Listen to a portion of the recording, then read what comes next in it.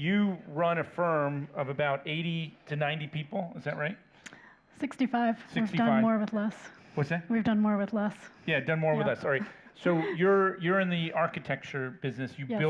you design buildings, and then you have other people build them, right? Mm-hmm. So why did you get into that field, and has it changed much since you got into it? Yeah, I love making things. I loved building things when I was a kid. We lived in England, we lived in Panama. We came back, we moved to suburban Virginia, and that had a huge impact on my career. I really think most buildings today are actually not built by architects, and if you think about the number of spaces that impact the most people in the US, it is those spaces in between, the everyday spaces. It's not the high-end museum, and so a lot of my focus is how do we make the spaces of our cities, the spaces of our suburbs, really mean something again to people, to make a difference and to actually anticipate the change that's coming with technology, with society changing, and with climate shifts. And so a lot of our work is, and my focus is, how do we look at these large-scale shifts and then anticipate how we need to design buildings differently so that they can evolve 5 years from now, 10 years from now, 250 years from now is probably out of the question, but 50 years from now. And I'll give an example because we just did this as a presentation. We have a transit center that's comprised of a bus terminal, a remote terminal, potentially a couple parking garages, right? The most everyday architecture that lots of people pass through. And the common question, and we were studying this 5-6 years ago, was, our parking garage is becoming obsolete with autonomous vehicles, and a lot has changed in the last 6 years since that hype. And you look at the technology now, and it's not just looking at what's happening with AV and autonomous vehicles, how are robo-taxis changing how people get from place to place, combining that with eVTOL, and so imagining how eVTOL, the vertical transportation and mobility. And so if you can think about how something as simple as a parking garage could evolve over time, 5 years, 10 years, 20 years, and we played this out for the client and the scenarios, those buildings and that infrastructure, transit infrastructure, can then adapt to become mini airport hubs that you're reimagining what program you can have in there. And so that's what excites me about architecture, and basically, how do you predict the future with a building that is going to be around for 100 years? So walk me through what it was like early days as a architect, X-Acto knives, foam core, to today with CAD and with Perplexity Open, and is it helping you? I just want people to understand that transition, because I think if we're going to have the future that Alex talked about, we're going to need designers to be able to keep up or be able to collaborate with the technology. Yeah. So my thesis at Harvard GSD took a year. Right. The idea was around the Second Ave zoning laws about how scaffolding needs to be up in New York City for a certain amount of time, and could you do something with those in-between spaces? And so 1 year to basically design a project, document it, and then present it at your final thesis dissertation. And Alex talked about time collapsing. We've seen that in our field tremendously over the last, say, 3 years, 4 years.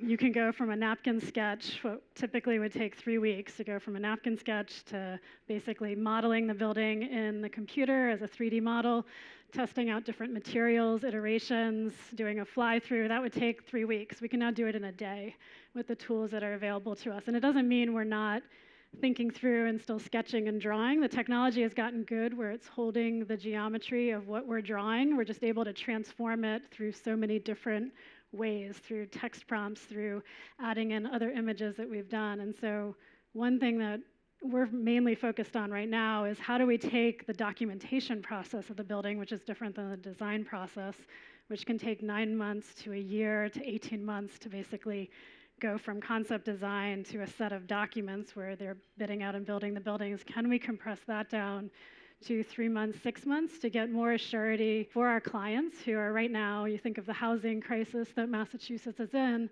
can we de-risk that process for them where they're able to get a building, a guaranteed maximum price, a GMP, faster, to then lock in their investors? And this is something we've been asked by our clients. And so for us, it's finding those right companies to partner with, the structural engineers, the MEP engineers who are already using AI in their processes, and then looking at how we can optimize basically our process because we have to. If we don't evolve as a profession, if we don't evolve as a company, we're probably not going to be around in 2 years, 5 years. That's my view of it. So I know they're building on top of South Station, but before that building, the most interesting building on top of a building was what you built on top of the original Fidelity headquarters in Post Office Square. Maybe talk a little bit about that, what you learned in building those 7 stories above, and then today, how might you do that differently, with technology and working with your client? Yeah, so we, it's basically the size of a downtown block. It was a site that Related Beal was interested in purchasing. It was previously owned by Fidelity. A series of old buildings built in the 1900s to 1920s, and we looked at basically we started the project by putting a 3-story addition on top. We walked into the first meeting with the city. We came out of that meeting.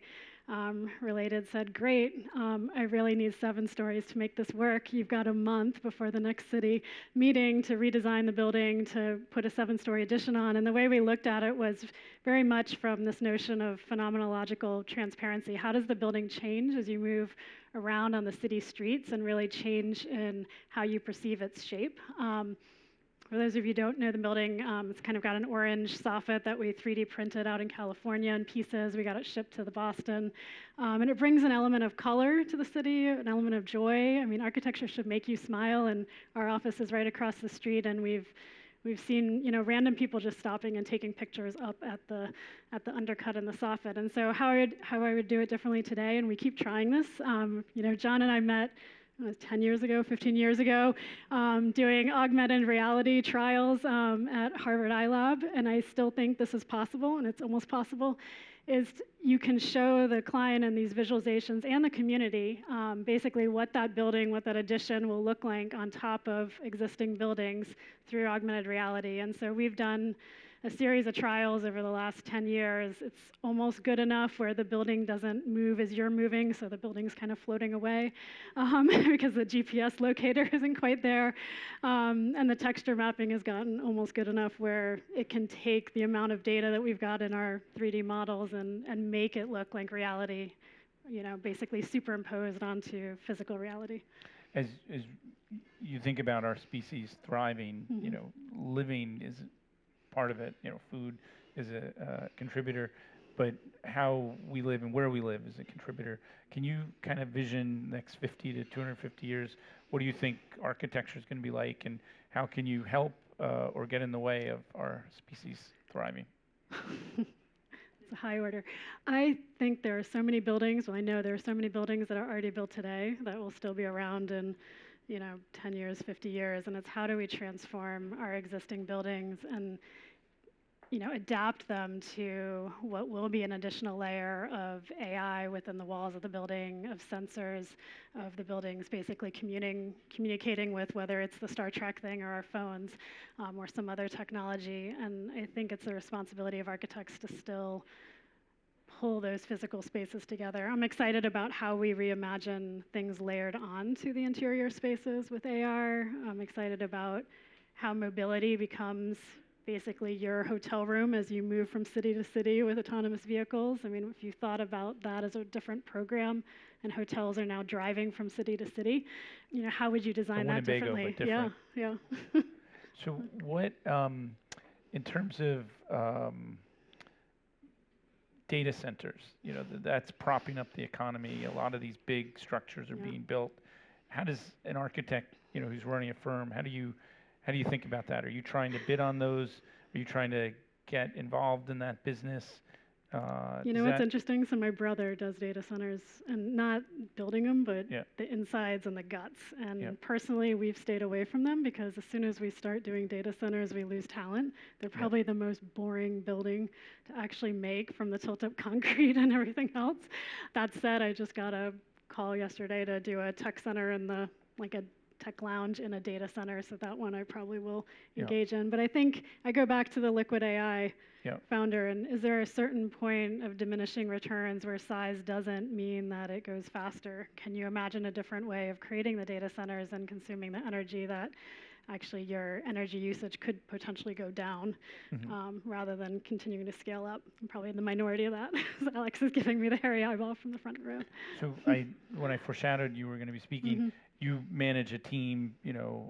What's it like working with millennials, Gen Z, and soon to be Gen Alpha? How do you engage them, given that the world is changing? I think the hardest thing to do is to change people's behaviors and habits. And where we are now as a profession and within every company is you need to be continuously learning and questioning what you previously learned in school in order to stay relevant in the real world. And so we've been talking about this in our firm for 3 years and looking at reskilling and upskilling our employees. And we finally had a breakthrough this year where we got everybody in the room. This was right after the launch in Nano Banana, so super simple.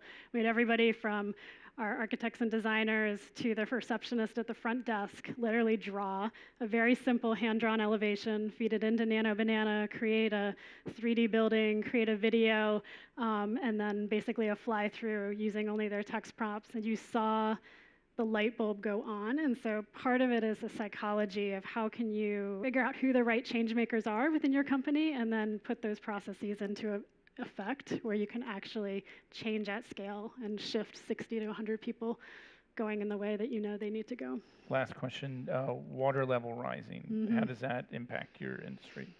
A lot. We had a building in the seaport that we built. It opened in 2020, so right in the middle of the COVID.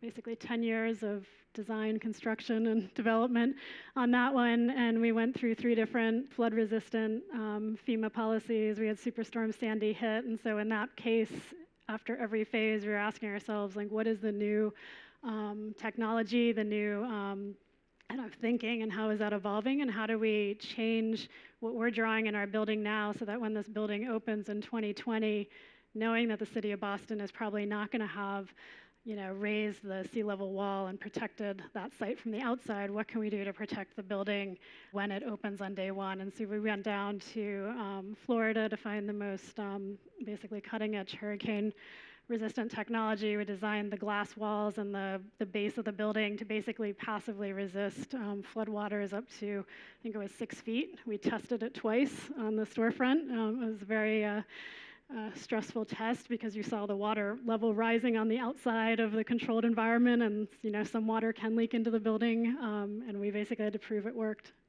That's the best we can do right now in the scale of the site. Great. Well, thank you for being a designer and a leader, and ladies and gentlemen, Amy Korté. Thanks for having me.